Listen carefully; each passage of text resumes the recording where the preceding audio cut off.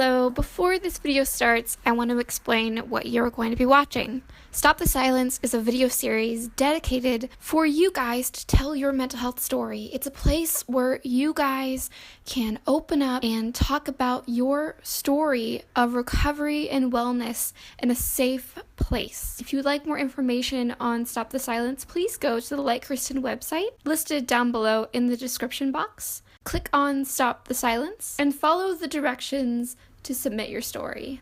I really hope you guys like this series. Please let me know down below if you do. Here's the first episode of Stop the Silence. Enjoy!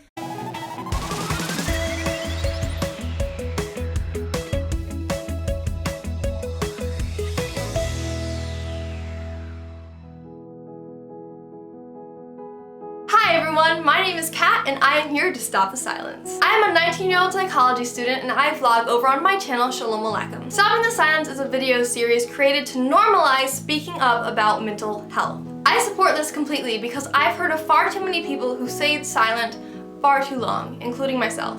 All of my life I suffered with intense anxiety. I struggled in nearly every aspect of my life because I was terrified of everything a child could be terrified of. When I was 12, depression entered the picture, and that's when I finally got my diagnosis of generalized anxiety disorder along with clinical depression. My depression and anxiety waxed and waned, although mostly waned within the next few years. When I became a Christian, my depression seemed to go away overnight, which was an amazing thing to experience. Although my anxiety lingered, I found a way to channel it into music and art, which I loved. It wasn't until my next diagnosis in 2012 that depression came back into the picture. Late in the summer of 2012, I started getting intense, unwanted, intrusive thoughts about being harmed or harming other people. I was terrified of these thoughts because I was afraid that they would make me a bad person. On the outside, people could see me self-harming and screaming and shouting whenever I got these thoughts, but they never saw the thoughts. Nobody really knew what was wrong. I waited a few months before I told my therapist because although I had a therapist and I trusted her very much, I'd never had thoughts like this before and I was scared that she would lock me up or she would say that I am a bad person. Every time I got a thought though, I would reassure myself by praying or saying phrases inside my head to ensure that I am not a bad person. Once I got the courage to tell my therapist what was going on in my head, she talked to my doctor about it because she had no idea what was going on, and my doctor sent me to be inpatient in a mental hospital. I was scared out of my mind to be there, but thankfully my psychiatrist knew what was wrong. And I was finally relieved because I had a name for these thoughts. They were obsessive compulsive disorder.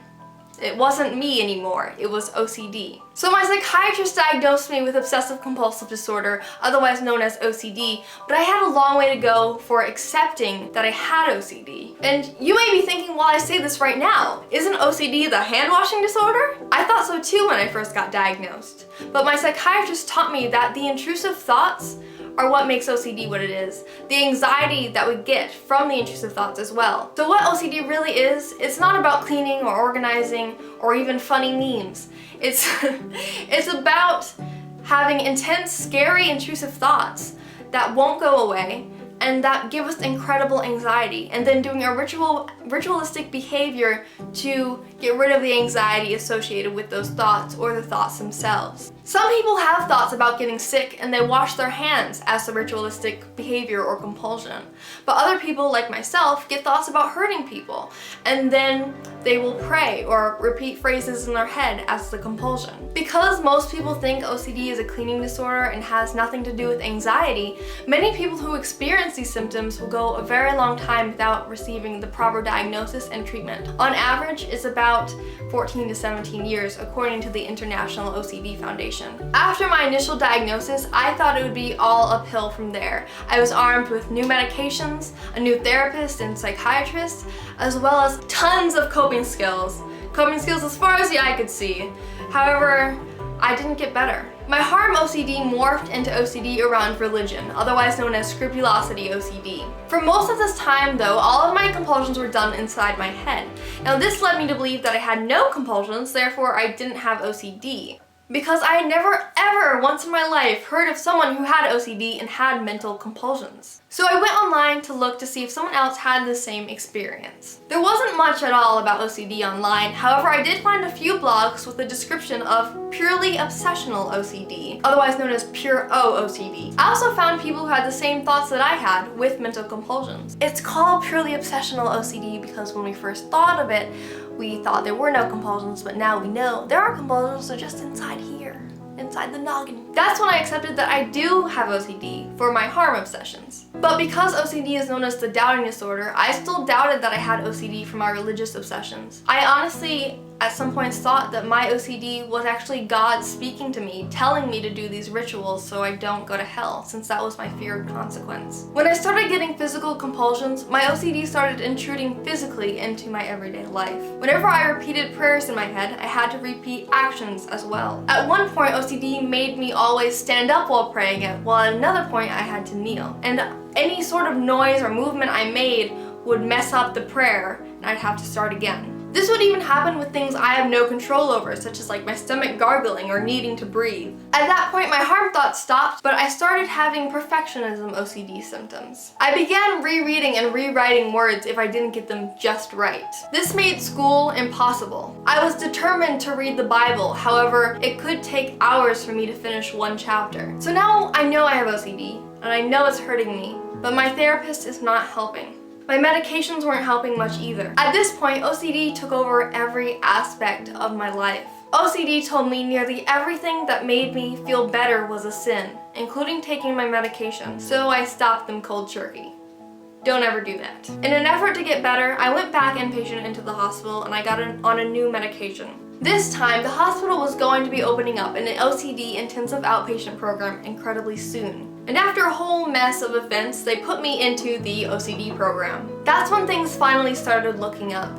While I was there, they taught me exposure and response prevention therapy. That is the therapy proven to be OCD. Exposure and response prevention teaches you how to face your OCD fears head on, without doing compulsions or avoiding the fear. In doing this, our bodies go through a natural process known as habituation, where the anxiety goes away on its own over time. This is a lot like jumping into a cold pool. At first it feels freezing cold, but after a while, our bodies get used to it and we start to feel warmer. This practice of exposure and response prevention teaches our brains to stop responding to the scary intrusive thoughts with fear. It literally retrains our brain. I also learned that compulsions will only make our OCD thoughts worse.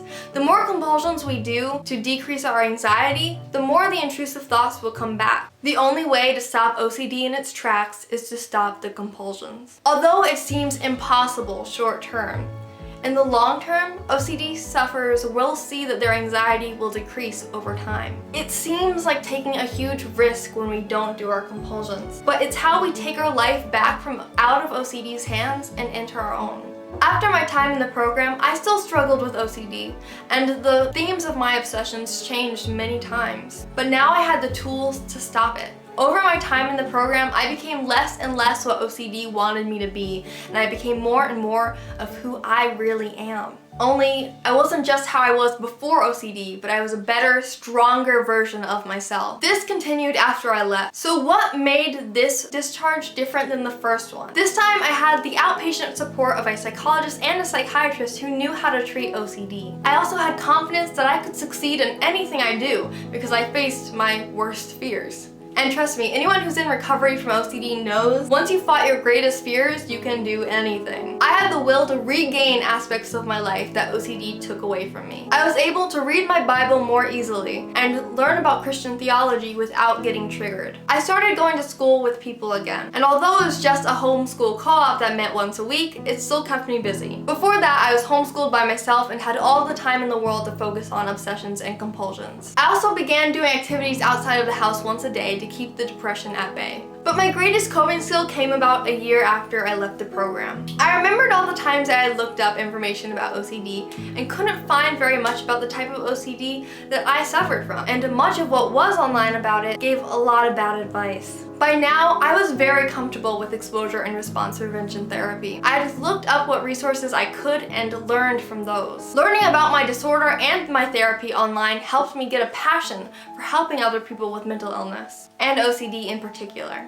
I remembered how wonderful it would have been to go online and see a bountiful amount of information about purely obsessional OCD, harm OCD, and other obsessions that I suffered from. How I would have accepted my mental illness a lot sooner, and I would have gotten help a lot sooner. I was frustrated by the lack of knowledge on OCD. I thought about how great it would be if we had like a classic YouTube vlogger who talked about mental illness. And then one day I thought, why can't I be that person? My YouTube channel has been a huge coping skill for me. Hearing other people give me advice and giving other people advice and hearing other people say that my advice helped them just warms my heart.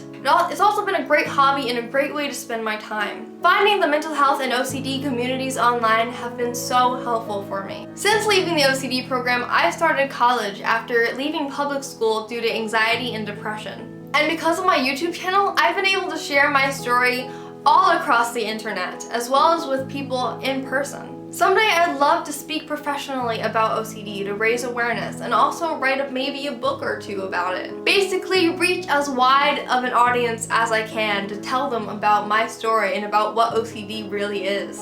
In the meantime, I'm going to continue studying psychology and eventually become a therapist like the ones I met in the OCD program. Their help is what changed my life, and I would love to change another person's life too. If I could give one piece of advice to people with mental illness, it would be to keep going. Keep searching and keep bettering yourself as a human being. Therapy is a great resource to better your life. Not everyone needs that resource, but still it is a great resource to utilize. Don't pass up any chance to make your life better. Even if it's scary, do it anyway. No one ever said it would be easy, but they did say, well, I say it will be worth it.